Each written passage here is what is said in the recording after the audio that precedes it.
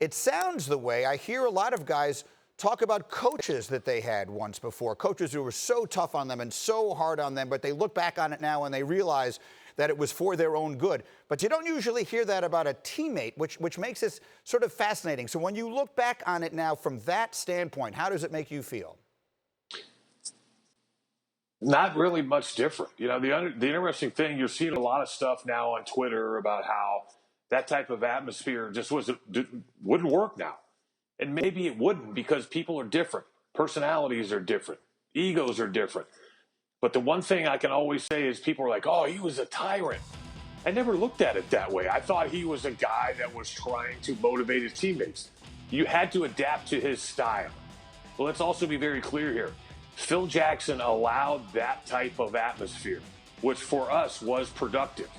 And also what you have to talk about, Greeny, is the excellent job that Jerry Krause did of bringing in the proper players 99% of the time that can handle that type of atmosphere, but also be able to produce under that type of pressure and scrutiny.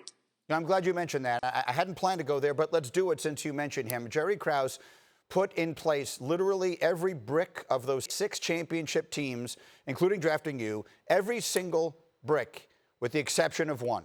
And that one is Michael Jordan. And I think that forever changes the way people view him. And there's been so much conversation about the way Jerry Krause has been portrayed over the last 5 weeks.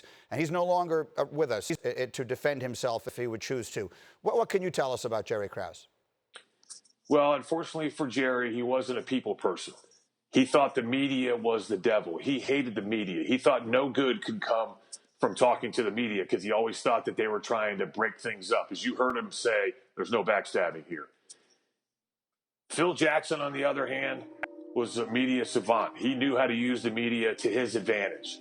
And that was an unfortunate circumstance for Jerry. I can tell you, Greeny, that he wanted to win almost as bad as Michael. When I say almost as bad, at all costs. Even if it meant him taking the brunt of any mistake that was made, it was personally brought on him. But he truly cared about the team, the organization, the players. And like you said, I wish he was here to defend himself because, yeah, he made mistakes and he understands that.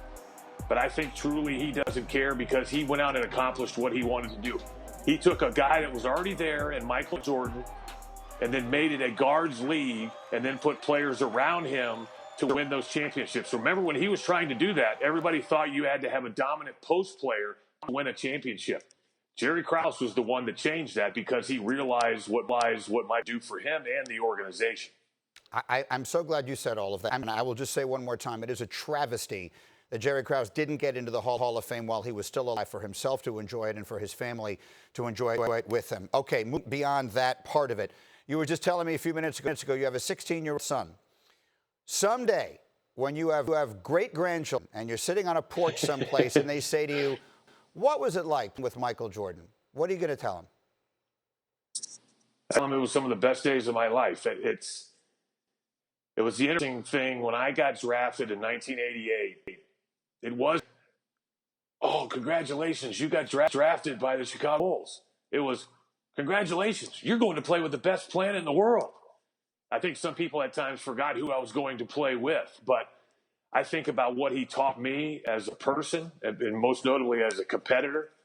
He defined the word intensity, but at the same time, and I'll go back again, his win it at all cost attitude. I know a lot of people talk about that, and a lot of people say, hey, I'd love to have that job. I'll do anything to get that job. Or I want to win this game, whether it's tennis, golf, basketball, baseball, at all costs.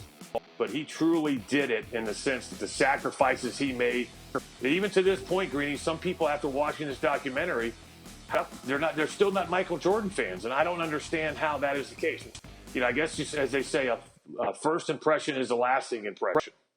Did anything about watching these and maybe hearing bits and pieces of his thoughts on it that you had not heard before, that certainly most people had not heard before, did it change any of the way you view him now? No.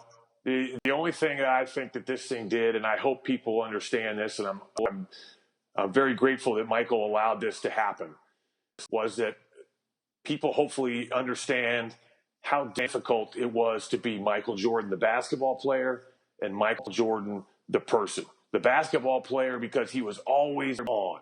I just don't understand how he did that night after night. And then how intense he was at practice the next day or in between games. But I think the best thing is they showed the one piece, I think it was in episode 7 or 8, where it shows him in a hotel just sitting on a couch looking at the camera going, this is not the type of lifestyle you envy.